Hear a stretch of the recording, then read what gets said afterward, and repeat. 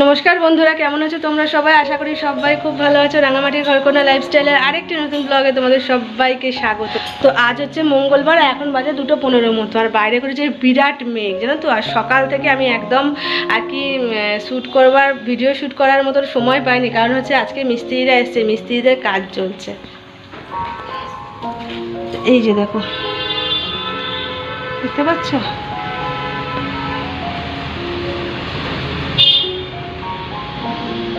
সেই মিস্ত্রিদের কাজ চলছে, সেই নিয়ে আর কি ব্যস্ত আছি। বালি আসছে একবার, সিমেন্ট আসছে একবার, মানে তার মধ্যে বৃষ্টিটাও পেছন ছাড়ছে না, বৃষ্টি হচ্ছে।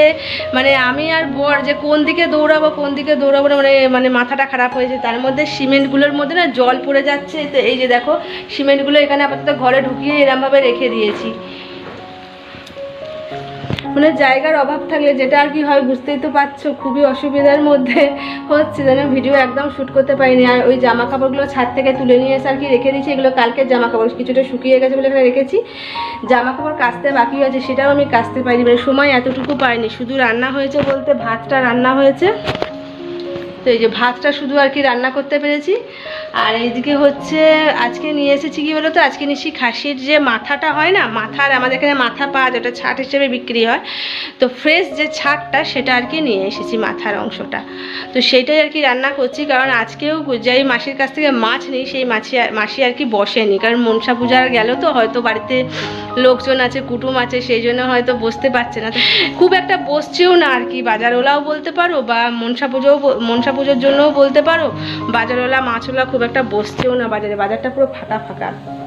এই সপ্তাহটা না গেলে পরে হবে না, কারণ আমাদের এখানে মনসা পুজোর রেসটা না অনেক দিন ধরা থাকে। তো সেই হিসেবে তো মিস্ত্রিরা তো খাবার খেতে গেছে ওই 1:15-20 দিক করে। তারপরে আমি আর বর বেরিয়েছিলাম যেটা ভাইটাল কাজ করতে।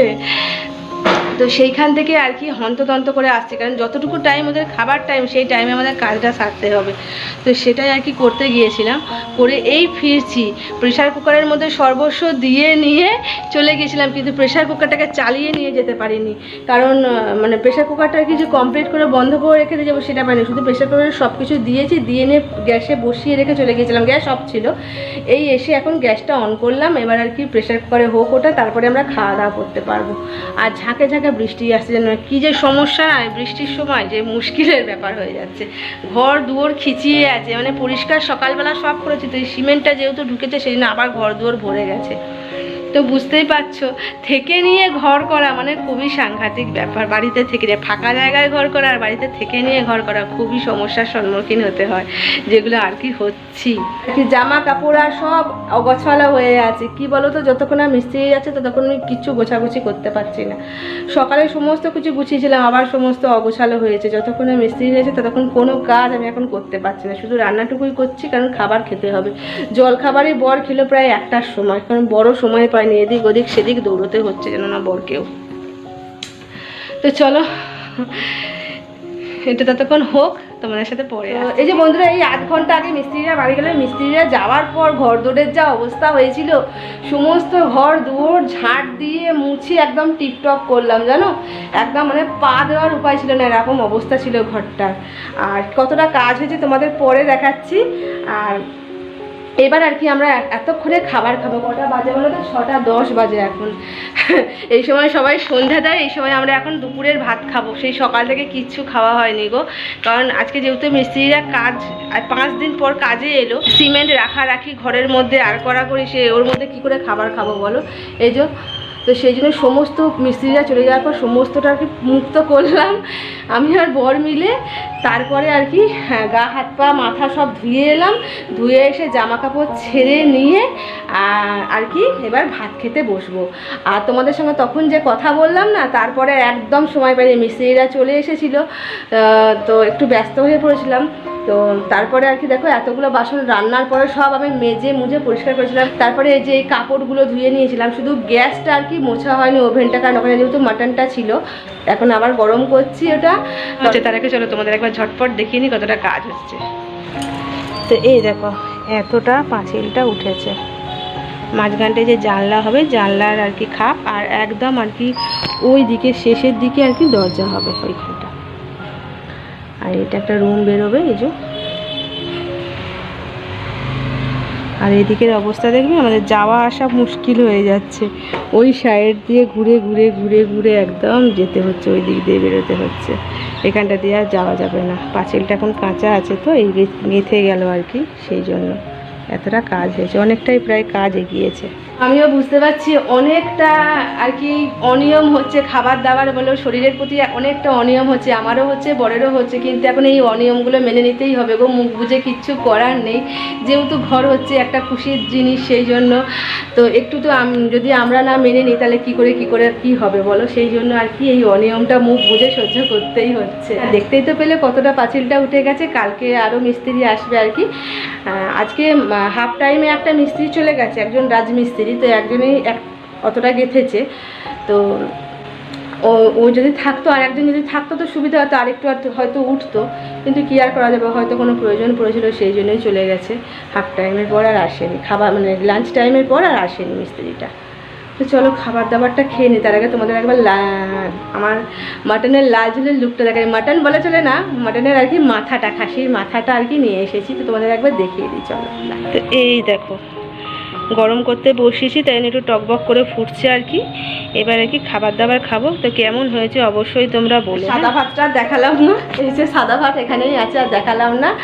তো চলো খাওয়া দাওয়া করে নি, তখন তোমাদের সাথে পরে কথা হবে। আবার বাইরে বেরোতে হবে, কেন বলো তো, কারণ হচ্ছে গাড়িটা দেখে আসতে হবে, আর কিছু মুদির জিনিস আনতে হবে আর কি, সেই জন্য বাইরে বেরোতে হবে। তারপর রাতে শুধু রুটি করলেই আপাতত হয়ে যাবে। তারপর জানি না এত অবেলায় ভাত খাচ্ছি, জানি না রাতে আর খাবার খেতে পারবো কিনা, দেখা যাক কতদূর কী হয়। ঠিক আছে, তো এই যে বন্ধুরা খাওয়া দাওয়া করে নেওয়ার পর তোমাদের সামনে আসতে পারিনি, তো খাওয়া দাওয়া করে নিয়ে বরই সন্ধ্যাকে দিয়ে নিয়েছিল, হাত পা ধুয়ে নিয়ে আমি বাসন কোসন মেজে বেশি না সমস্ত কিছু পরিষ্কার করে তারপর বাসন গুছিয়ে সব আর কি রেডি করে নিয়েছি জানো তো, সেগুলো আমার শ্যুট করা হয়নি ভিডিওটা।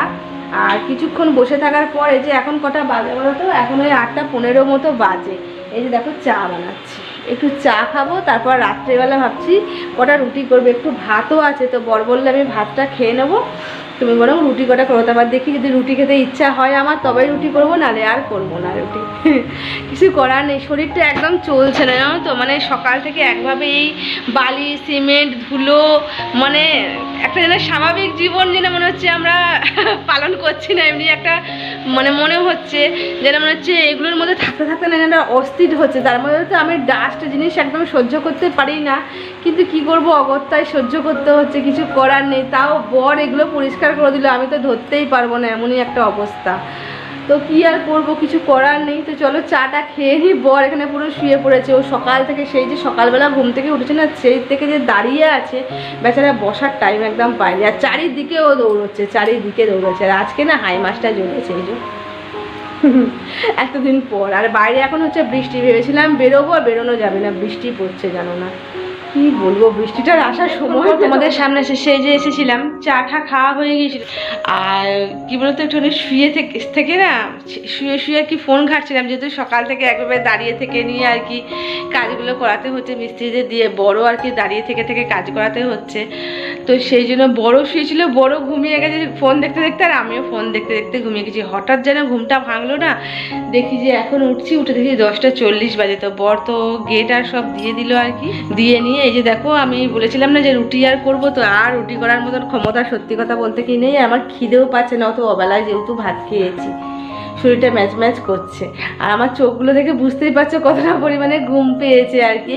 তো সেই জন্য আর কি এখন আর রুটি করবো না, আমার খেতেও ইচ্ছা করছে না, খালি যে ভাতগুলো আর কি আছে, বর বলছিল খাবে, তো এই যে থালা বেড়েছি, ভাতটাও ভাবছি গরম করে দেবো, আর এদিকে দেখো মাংসটাও গরম করতে বসিয়েছি এই জন্য।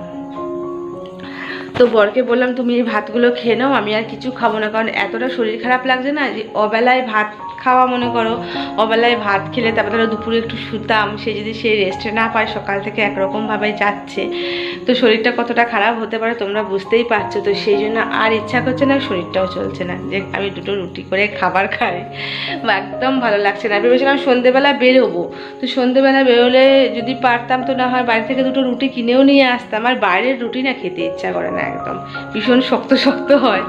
তো যাই হোক, ভেবেছিলাম নিয়ে আসবো, কিন্তু এই যে বৃষ্টি পড়ছিল, যেই টাইমটা ঠিক বেরোবো সেই টাইমটাতে টিপটিপ করে বৃষ্টি পড়ছিল। তো একে তো এরকম অনিয়ম হচ্ছে, খাওয়া দাওয়ার কোনো রুটিনের মধ্যে থাকছি না। এমনিতেও আমাদের বেলা এমনিতেও হয়, কিন্তু তবু এখন এতটা অনিয়ম হচ্ছে যে জল খাবার না আছে জল খাবার খাওয়া, না আছে চোখে ঘুম, না আছে সঠিক টাইমে খাবার দাবার খাওয়া, মানে এতটাই অনিয়ম হচ্ছে আর কি। কি আর করবো, অগত্যাই করতে হচ্ছে, কিছু করার নেই, যেহেতু একটা সামনে এত বড় কাজ করছি সেই জন্য।